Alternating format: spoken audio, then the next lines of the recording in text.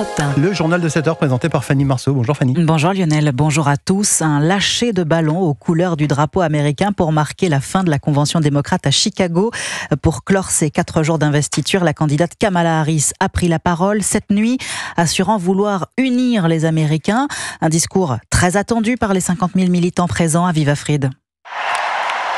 Oui, plusieurs minutes d'acclamation ont accueilli Kamala Harris sur scène, la vice-présidente qui s'est lancée dans un discours très personnel. Ma mère était une femme brillante d'1,50 m, basanée avec un accent. Elle nous a appris à ne jamais nous plaindre de l'injustice, mais à agir. Kamala Harris est jugée parfois trop superficielle, critiquée pour son rire exubérant, mais cette nuit, elle est apparue déterminée, très ferme en politique étrangère ou sur l'immigration, et prônant l'unité. Je promets d'être une présidente pour tous les Américains. Vous pouvez me faire confiance, je mettrai toujours le pays avant le parti. Car Kamala Harris veut avant tout redonner de l'espoir aux Américains.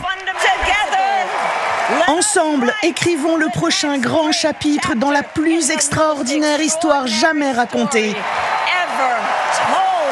Cela faisait longtemps que les démocrates n'avaient pas été aussi enthousiastes, une joie qu'il va falloir maintenant traduire dans les urnes.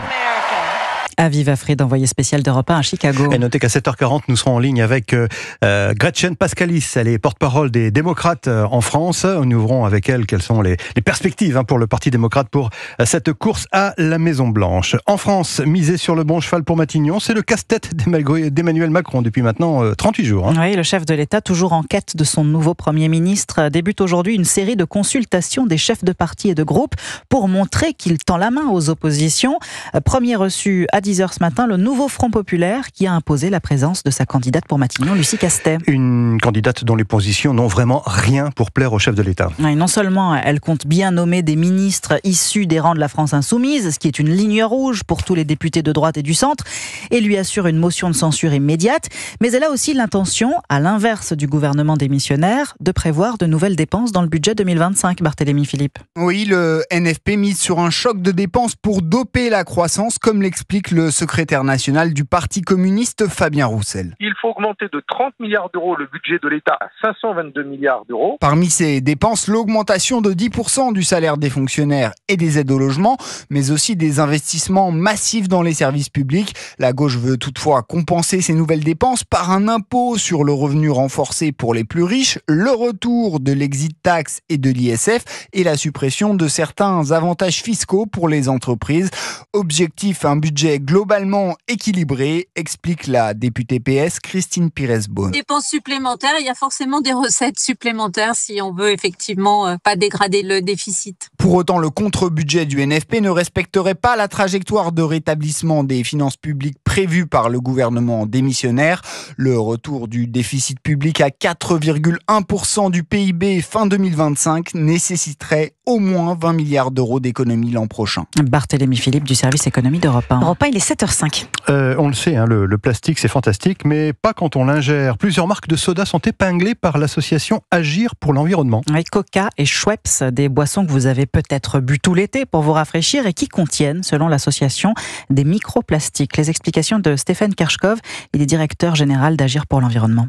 Ce qu'on a constaté, c'est qu'à mesure qu'on augmentait le nombre d'ouvertures, le bouchon s'effrite en microparticules. Dans le Coca analysé, après 20 ouvertures, on a plus d'une quarantaine de fragments de microplastiques dont la taille, c'est à peu près l'épaisseur d'un cheveu, et plus d'une cinquantaine dans du Schweppes. Et surtout, on augmente la diversité des plastiques identifiés. C'est-à-dire que dans le Coca, on en a retrouvé jusqu'à 6 différents, là où l'emballage nous indiquait plutôt 2 types de plastiques. L'enjeu est d'interpeller tout à la fois les embouteilleurs et les industriels, mais aussi de sensibiliser le grand public au risque potentiel d'ingérer des microparticules de plastique lorsqu'ils boivent des sodas. C'est quand même un matériau qui n'a rien de naturel, donc l'enjeu étant de les inviter à plutôt boire des sodas qui sont contenus dans des bouteilles en verre, là où normalement il ne devrait pas y en avoir, quoi. Stéphane Kershkov, directeur général de l'association Agir pour l'environnement, qui a sollicité la répression des fraudes et l'Agence nationale de sécurité sanitaire pour mener une contre-enquête et vérifier vérifier les hypothèses de cette première étude sur d'autres types de sodas notamment. Alors on va parler de quelque chose de plus sain, des fruits. On en trouve des magnifiques quand on part en vacances, des mangues, des avocats, des oranges même. Hein. Oui, mais c'est à consommer sur place. Pas question de les ramener à la maison. L'autorité européenne de la sécurité des aliments a d'ailleurs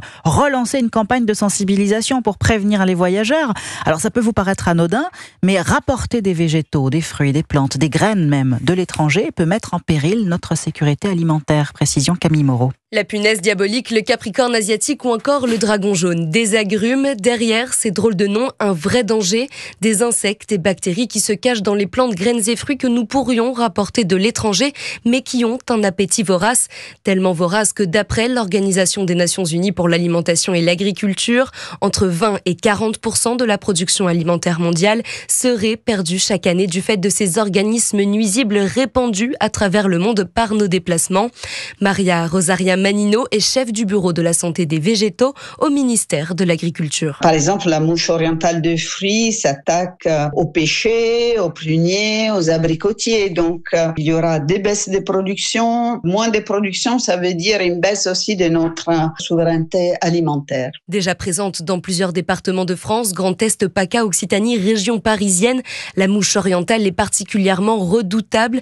Cachée à l'intérieur des fruits exotiques sous forme de larves, elle est impossible à détecter.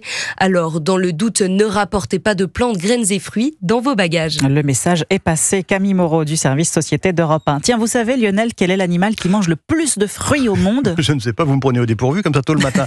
Peut-être le singe ? Ben oui, pas loin, l'orang-outan pour être exact. C'est un animal qui est aussi réputé pour avoir plutôt un bon instinct maternel. Pourtant, aux zoos de Dublin, Moujour, c'est une femelle orang-outan de 19 ans, a bien du mal à s'occuper de ses petits et c'est pourquoi des mères humaines se sont portées volontaires afin de lui montrer les gestes d'allaitement. Une histoire des plus attendrissantes que nous raconte la correspondante d'Europe 1, Clémence Pénard. 30 volontaires choisis par Lizzie Reeves, sage-femme et spécialiste de l'allaitement. Moujour avait déjà eu 2 bébés qu'elle n'avait pas réussi à allaiter. Malheureusement, les 2 bébés sont morts. Quand les gardiens ont découvert que Moujour était à nouveau enceinte, cette fois-ci, ils savaient qu'ils allaient devoir procéder différemment. Et la méthode est en effet inédite. La plupart des mamans ont enlevé leur t-shirt et leur soutien-gorge et lui ont montré « Ok Moujour, ça c'est le sein, c'est ce que tu dois faire quand ton bébé sera là. C'est comme ça que tu dois le nourrir. » C'était incroyable. Les orang-outans sont connus pour imiter le comportement humain. Ils partagent en fait 97% de notre ADN. Moujour était vraiment intéressée, elle était très curieuse et observait les bébés à travers la vitre. Nous espérions vraiment qu'elle était en train d'apprendre.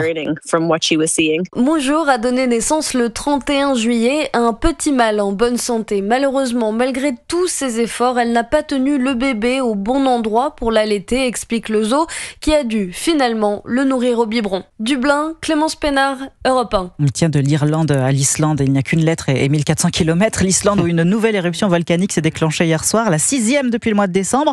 On peut voir une longue fissure de laquelle s'écoule de la lave, illuminant la fumée dans le ciel. Image magnifique, on dirait un feu d'artifice, mais c'est aussi beau que dangereux puisque le village de pêcheurs voisins a quand même dû être évacué. Et j'imagine qu'il a aussi un nom imprononçable. Oui, que je n'ai même pas essayé de nommer. Ah bah vous allez vous entraîner, vous revenez à 8h. mon cher. Merci Fanny. Prochain rendez-vous d'infos à 7h30. La météo des plages, Estelle Lafont. Où est-ce qu'on pose le transat pour commencer ? Eh bien écoutez, je n'ai pas de problème à